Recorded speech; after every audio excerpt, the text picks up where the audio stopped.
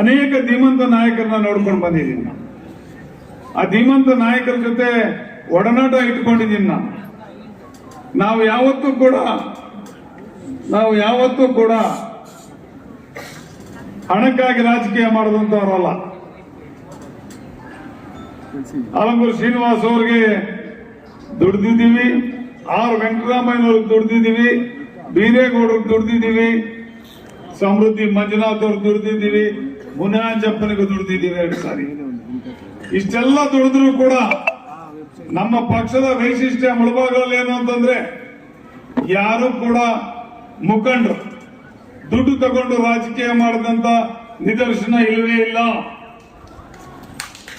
ಇಲ್ಲ ಅಂತಂದ್ರೆ 15 ವರ್ಷಗಳ ಕಾಲ ಅಧಿಕಾರ ಇಲ್ಲದೆ ಇದ್ರೂ ಕೂಡ ಇವತ್ತು ಜಾತ್ಯತೀತ ಜನತಾದಳ ಮುಳಬಾಗಿಲಿನಲ್ಲಿ ಶಕ್ತಿಯುತವಾಗಿರೋದಕ್ಕೆ ಸಾಧ್ಯ ಆಗ್ತಾ ಇದೆ. ಇವತ್ತು ಕೂಡ ಮುಳಬಾಗಲ್ ತಾಲೂಕಿನಲ್ಲಿ ಜಾತ್ಯತೀತ ಜನತಾದಳ ಒಂದು ಬಲಿಷ್ಠವಾದಂತಹ ಒಂದು ಶಕ್ತಿ. ಯಾರು ಬರ್ಬೋದು, ಯಾರು ಹೋಗ್ಬೋದು, ಆದ್ರೆ ಕಾರ್ಯಕರ್ತರು ಶಾಶ್ವತವಾಗಿ ನಮ್ಮ ತಾಲೂಕಿನಲ್ಲಿ ಇದ್ದಾರೆ ಅನ್ನೋದಕ್ಕೆ ನೀವೇ ನಿದರ್ಶನ. ಅನೇಕ ಬಾರಿ ರಾಜಕೀಯದಲ್ಲಿ ನಿರಾಶೆ ಹೊಂದಿದ್ದೀವಿ. ಮುನಿರಾಜಪ್ಪನವರು ಕೇವಲ ಕೆಲವೇ ಮತಗಳಲ್ಲಿ ಸೋತಾಗ ನೋವನ್ನು ಅನುಭವಿಸಿದ್ದೀವಿ. ಮತ್ತೆ ನಮ್ಮ ಸಮೃದ್ಧಿ ಮಂಜುನಾಥ್ ಅವರು ಈ ಸಾರಿ ಸೋತ್ರೆ ನನ್ನ ಹೆಣ ಹೋಗುತ್ತೆ ಅಂತಂದ್ರು. ಅಂತ ಸಂದರ್ಭಗಳನ್ನು ಕೂಡ ಎದುರಿಸಿದ್ದೀವಿ.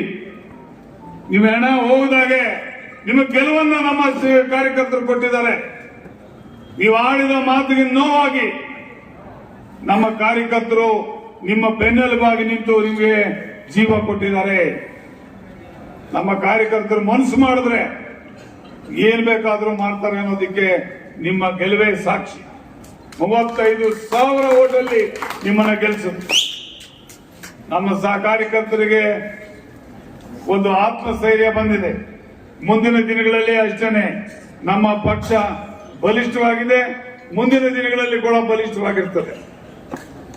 ಇದೇ ನಮ್ಮ ಕಾರ್ಯಕರ್ತರು ನಮ್ಮ ಮಾನ್ಯ MP ಅವರ ಚುನಾವಣೆಯಲ್ಲೂ ಕೂಡ 35-40 ಸಾವಿರ ಲೀಡ್ ಅನ್ನು ಕೊಟ್ಟು ಇದಕ್ಕೆ ನಮ್ಮ ಕಾರ್ಯಕರ್ತರಿಗೆ ನಾವು ಆಭಾರಿಯಾಗಿರ್ಬೇಕಾಗ್ತದೆ.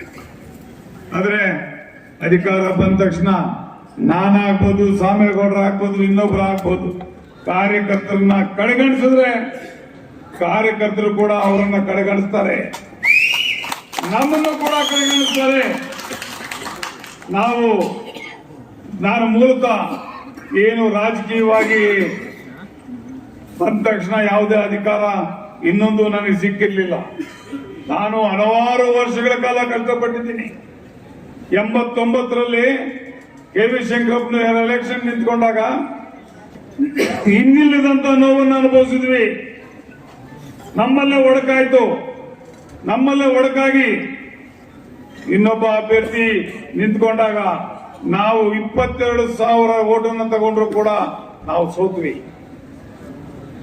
ಆದರೂ ಕೂಡ ಎದೆ ಹೊಂದಿಲ್ಲ. ಸಂದರ್ಭದಲ್ಲಿ ಮಾನ್ಯ KV ಶಂಕರಪ್ಪನವರು ಮತ್ತೆ ಮಣಿಕಲ್ ವೆಂಕಟೇಶ್ ಅವರು, ನಮ್ಮ ಆಲಂಗೂರು ಶ್ರೀನಿವಾಸ್ ಅವರು ಬಂದ ನಂತರ ಅವರನ್ನ MLA ಮಾಡಿದ್ರು.